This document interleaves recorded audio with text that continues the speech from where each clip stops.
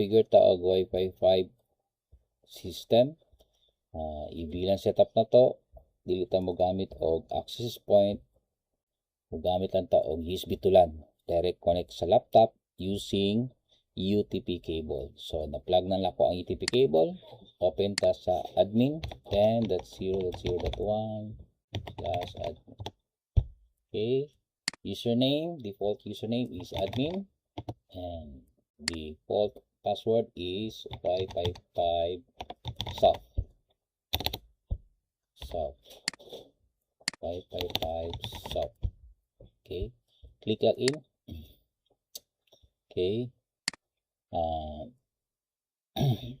dapat na-copy na nyo daan ang license niya para mag-activate ta og license. So, muna akong license karon, gamiton lang ako, copy lang ako. Then, add to tab diri sa 3 dots. Then, diri ta sa license. Activate. Input nyo license diri. Butang lang kag email. Then, pangalan sa imong kwa. Example, is Wi-Fi. At city. Okay, click confirm. Wait lang tayo ma-activate. So, activated na siya. Level 4 na. So, habang na siya activated na. Then, next is mag-change ta o password. Dili ta maagi. Change password. Okay. New username. Same lang ako. Admin. Old password is Wi-Fi 5 soft. New password is admin 1. Example lang siya. Confirm password is admin 1 also. Okay. Save.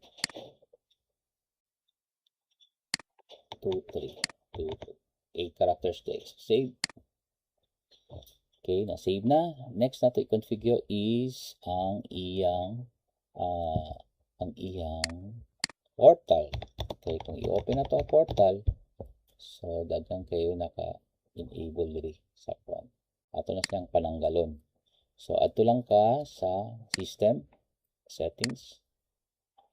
Anya, scroll down lang ka diri sa client HTML. Click default. Click config. So, i-uncheck lang namin tanan, except sa rate, except sa client info, except sa team default, team dark, and except sa bendo. So, kanilang upat, rate, client info, bendo, and default team dark. Save. So, kung atong i-open ang atong portal, yan na lang siya makita na. Gamay na lang kayo. Tapos, next na to button is add to tab sa client. Next na button add to sa system. So, hostname. Anong hostname ini during login mo mo ni siya makita nimo dito. So, ibutang na diyan ako is Wi-Fi. Tapos kaning vendor name mo ni makita sa portal.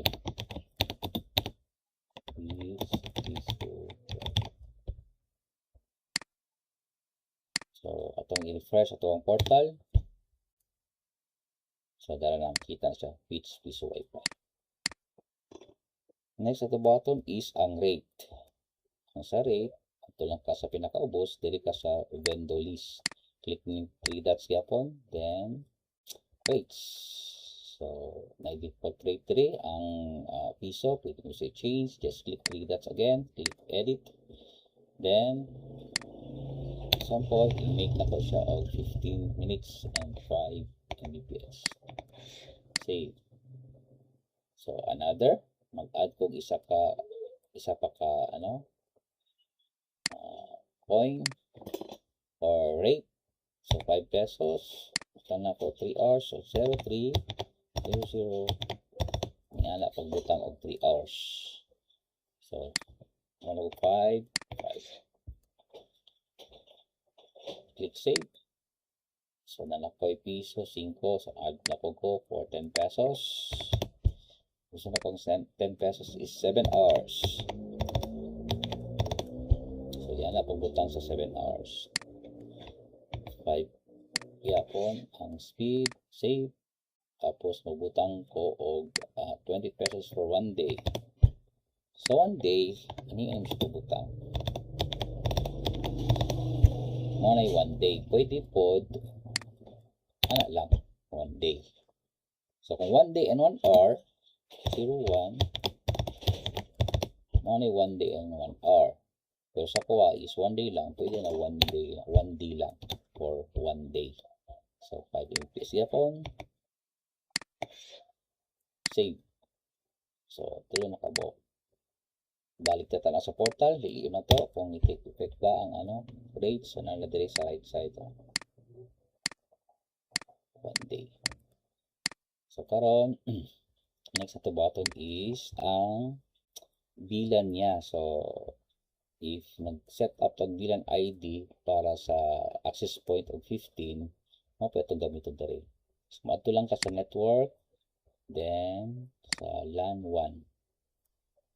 Tapos diri sa ubos, kaning VLAN 22, usually may ginagamit sa ADO, VLAN 13, may ginagamit sa LPB.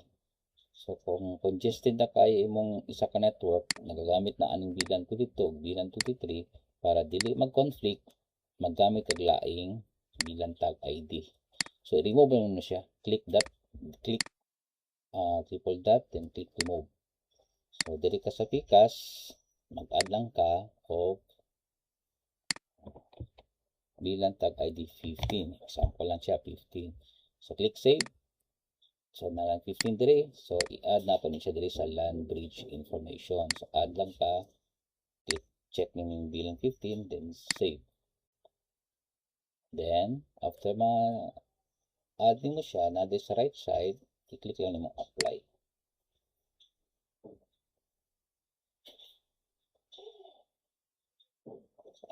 Okay na siya. So na ako'y gi-upload po na Comfast na 314 set up as VLAN, tapos using VLAN ID 15. So mo siya ang ka-compatible niya diri na configuration. So kana lang, good to go na.